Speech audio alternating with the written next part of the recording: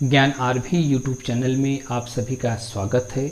आज हम जिस बीमारी के बारे में आपको बताएंगे, इसका वर्ल्ड अभियान चलाया जाता है और जो वर्ल्ड अभियान हर साल चलाया जाता है वो 28 सितंबर को वर्ल्ड अभियान चलाया जाता है और इससे पूरे देश में जागरूकता फैलाई जाती है। तो हम आपको वायरस जनित बीमारी के बारे में बताने वाले हैं कि यह बीमारी के कारण क्या है, इस बीमारी के लक्षण क्या है, यह बीमारी का संचरण होता कैसा है, इनका हम सुरक्षा और नियंत्रण कैसे करेंगे।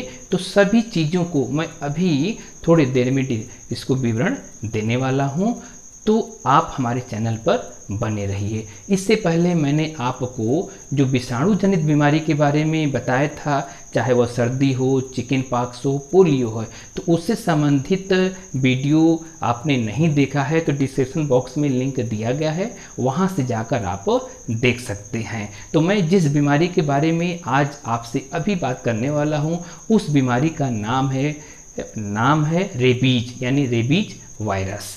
तो आप हमारे इस जानकारी को शुरू से लेकर लास्ट तक देखिएगा। अगर चैनल पर नए हैं तो चैनल को सब्सक्राइब कर दीजिए, बगल में बेल आइकन है उसे भी प्रेस कर दीजिए, जिससे समय समय पर आपको नोटिफिकेशन प्राप्त होता रहे। अगर ये वीडियो अच्छा लगे तो उसे लाइक कर दीजिएगा और अपने दोस्तों में इसे शेयर भी कर दीजिएगा और इतना शेयर करिएगा कि अन्य लोगों तक ये जानकारी पहुंच जाए। तो हम रुकावट पैदा न करते हुए अपने वीडियो को आगे बढ़ाते हैं, जिससे आपको जानकारी मिल सके।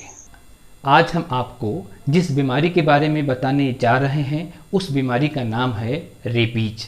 और यह रेबीज बीमारी जो होती है विषाणु जनित बीमारी होती है और ये जिस विषाणु से होती है उस विषाणु का नाम है रेबीज वायरस बोलते हैं या रेबीज विषाणु बोलते हैं। देखिए, यह रेबीज विषाणु सिर्फ इस जंतु में पाए जाने वाला विषाणु है, यह मनुष्य में पाए जाने वाला विषाणु नहीं, यानी सिर्फ जंतु। और जंतुओं में देखा जाए तो कौन से जंतु? वे जंतु हैं जैसे कुत्ता है, बिल्ली है, सियार है, बंदर है आदि में यह विषाणु पाया जाता है। तो हम इस विषाणु के बारे में, इस रोग के बारे में बिल्कुल अच्छे से जानेंगे और बिल्कुल संक्षेप में, इसे ज़्यादा डिटेल जानने की ज़रूरत नहीं है, यानी सिर्फ इसे जानकर और इसके कारण और बचाव का निवारण किया जा सकता है। तो आइए हम इस बीमारी के बारे में आपको बता रहे हैं। देखिए, रेबीज प्राथमिक रूप से जंतुओं जैसे, अभी हमने बताया कि प्राथमिक रूप से जंतुओं जैसे बिल्ली, कुत्ता, सियार आदि का रोग है। यह सीएनएस को, यानी सेंट्रल नर्वस सिस्टम को यह प्रभावित करने वाला विषाणु जनित बीमारी है। यानी ये करता क्या है कि यह सीएनएस, यानी हमारे जो सेंट्रल नर्वस सिस्टम होते हैं, ब्रेन अफेक्टेड, यानी उसको यह प्रभावित ज़्यादा करता है। आगे हम लोग देखेंगे कि सामान्यतः रेबीज से पीड़ित जंतुओं के काटने से यह रोग लोगों में संचरित होता है। यानी आपने देखा कि यह रेबीज जो होता है, यानी कह सकते हैं वे जंतु जो पीड़ित होते हैं और रेबीज से जब पीड़ित होंगे तो किसी अन्य व्यक्ति को अगर ये काटेगा तो यह संचरित हो सकता है। और अन्य व्यक्ति में देखा जाए तो जानवर भी हो सकते हैं, इंसान भी हो सकता है। तो अब हम जानेंगे इसके कारण क्या हो सकते हैं। तो आइए हम कारण के बारे में बताते हैं। देखिए, रेबीज इंसानों में अन्य जानवरों से संचरित होता है। आपने देखा ना कि रेबीज इंसानों में अन्य जानवरों से संचरित होता है। जब कोई संक्रमित जानवर किसी अन्य जानवर या इंसान को, यानी यहाँ पर समझने की बात है कि जब कोई संक्रमित जानवर किसी अन्य जानवर या इंसान को खरोंचता या काटता है, यानी उसे खरोंचता है या काटता है, तब रेबीज संचारित हो सकता है। अगर हम मनुष्य की बात करें तो मनुष्य में रेबीज के अधिकतर मामले कुत्तों के काटने से होता है। यानी अगर मनुष्य की बात की जाए तो मनुष्य में अधिकतर रेबीज के मामले जो है सिर्फ कुत्तों से काटने से ही देखा गया, यानी 90% केस डॉग बाइट के कारण माना जाता है। तो अभी आपने कारण को देख लिया। अब जब कारण पता चल गया तो इसमें लक्षण क्या क्या दिखाई देंगे। तो आइए हम लक्षणों को भी देख लेते हैं कि कौन कौन से लक्षण हैं। देखिए पहला लक्षण है जल तथा वायु से डरना, यानी ऐसे पेशेंट को जल तथा वायु से डर लगेगा तो इसका हम नाम दिए हैं। अगर जल से डरा तो उसको बोला जाता है हाइड्रोफोबिया, और वायु से डरना तो एरोफोबिया के नाम से जाना जाता है। और ये लक्षण दिखते कितने दिनों में है, तो आपको पता है कि अगर डॉग, ये प्रमाणित हो जाता है कि डॉग के लार में विषाणु प्रेजेंट है, तो अगर जिस मनुष्य को यह काट लेता है तो उस मनुष्य में यह लक्षण दिखाई देते हैं विदिन 1 मंथ भी, और 1 साल के द्वारा भी यह लक्षण दिखाई देगा। आगे हम देखेंगे लक्षण में कि पक्षाघात भी हो सकता है, यानी जब इस सीएनएस को अफेक्टेड करेंगे तो लकवा जैसी समस्या हो सकती है। गले में दर्द हो सकता है। उसके बाद हम देखेंगे उस व्यक्ति को ज्वर होगा, सिर दर्द होगा, पेशीय दर्द होगा, उल्टी दस्त आदि हो सकते हैं। आगे हम लोग देखेंगे कि काटे गए स्थान पर दर्द और टपकना होगा, यानी जहां पर अगर कह सकते हैं कि जंतु ने काट लिया है तो वहां पर क्या होगा, दर्द जैसी समस्या हमें दिखेगी और वहां पर लगेगा कि मानो वह टपक रहा है। तो अभी आपने कारण के बारे में देख लिया कि इनके कारण क्या है, उसके बाद हम लोग जो है लक्षण के बारे में देखें। अब लक्षण के बाद अब हम लोग ये देखेंगे कि इनका संचरण कैसे होता है, यानी संचरण का माध्यम क्या है। तो आइए हम आपको बताते हैं कि इनका संचरण का माध्यम क्या है, यानी ट्रांसमिशन कैसे होता है। देखिए ट्रांसमिशन होने का कारण क्या है, जंतुओं जैसे कुत्ता आदि की लार द्वारा, जिसमें विषाणु होता है जो सामान्यतः संक्रमित जंतुओं के काटने या चाटने से फैलता है। तो संचरण में सीधा सा है कि अगर वह जंतु संक्रमित है, यानी उसके लार में विषाणु प्रेजेंट हैं, तभी यह अन्य जानवरों को या अन्य व्यक्तियों को यह हो सकता है। तो अगर हम ये मान लें कि जो डॉग है उस डॉग के लार में विषाणु यानी प्रेजेंट है, तो वह किसी अन्य जानवर को या किसी अन्य व्यक्ति को, मनुष्य को अगर ये चाट लेता है या कह सकते हैं काट लेता है, तो यह बीमारी यानी यह वायरस ट्रांसफर हो सकता है। जब यह बीमारी या विषाणु ट्रांसफर हो गया, यानी संचरण का माध्यम हम लोग जान लिए, तो अब हम लोग इससे सुरक्षा या निदान या नियंत्रण कैसे कर सकते हैं। तो अब हम लोग देखेंगे सुरक्षा, नियंत्रण और निदान के बारे में। तो आइए हम आपको बताते हैं कि इनकी सुरक्षा और नियंत्रण कैसे आप करेंगे।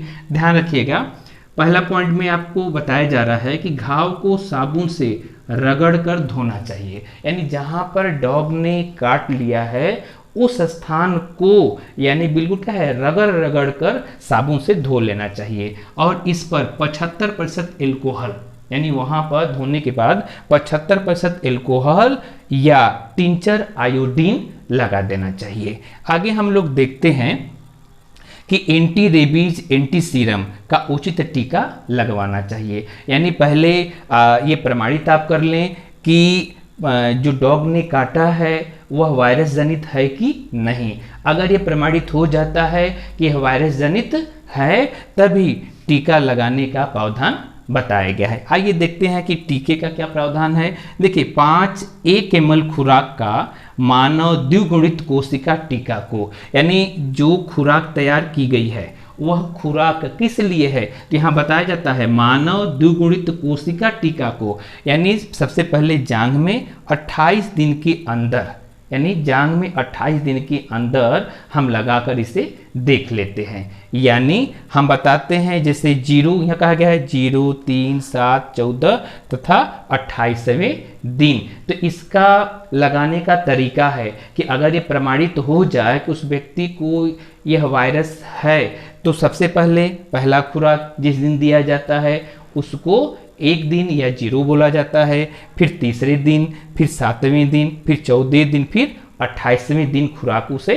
दे दी जाती है। उसके बाद जो है हम लोग ये देखेंगे कि जंतु 10 दिन तक निगरानी करेंगे। यानी जो जंतु काटा है तो उस जंतु को पहले हम 10 दिन तक निगरानी कर लें, और निगरानी करने के बाद तभी वैक्सीनेशन कराएं। हम निगरानी क्यों करेंगे? इसलिए करेंगे कि अगर उसके लार में विषाणु मौजूद है तो वह जो जंतु है वह अफेक्टेड ज़्यादा हो जाएगा और वह पागल जैसे होकर वो भी डेड कर जाएगा। तो जब वह डेड कर जाता है यानी मृत्यु को प्राप्त हो जाता है तो ये प्रमाणित हो जाता है कि उसके लार में विषाणु के वायरस प्रेजेंट हैं। जब विषाणु के वायरस प्रेजेंट हैं तब हमें जो वैक्सीनेशन कराना चाहिए। और भी हम इनके कर सकते हैं सुरक्षा निदान को देख रहे होते हैं। देखिए, पालतू तथा गलियों के कुत्तों को टीका लगवा देना चाहिए। अगर ये सुविधा हो सके तो जो हम लोग के घरों में घूमने वाले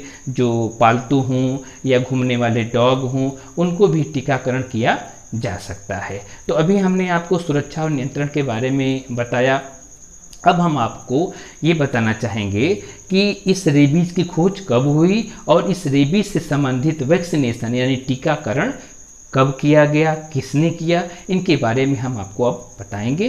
तो आइए अब हम विशेष में ये देखते हैं कि इनकी खोज और उसके बाद इनके वैक्सीनेशन के बारे में। तो आपको पता है कि Webster and Clow first grew the virus in tissue culture in 1936 यानी 1936 में प्रथम बार, यानी 1936 में प्रथम इस वायरस का कल्चर किया गया। और इस वायरस का कल्चर किया गया तो किसने किया? उस वैज्ञानिक का नाम है वेबस्टर और ग्लो ने पहली बार 1936 में इस वायरस का कल्चर किया गया। फिर उसके बाद हम लोग जानेंगे कि लुई पास्चर एक वैज्ञानिक हैं और इन्होंने कह सकते हैं इस वायरस से लड़ने के लिए वैक्सीनेशन तैयार कर लिया था। तो आइए हम आपको बता रहे हैं कि human cell culture vaccine and diploid cell vaccine in 1978 a French chemist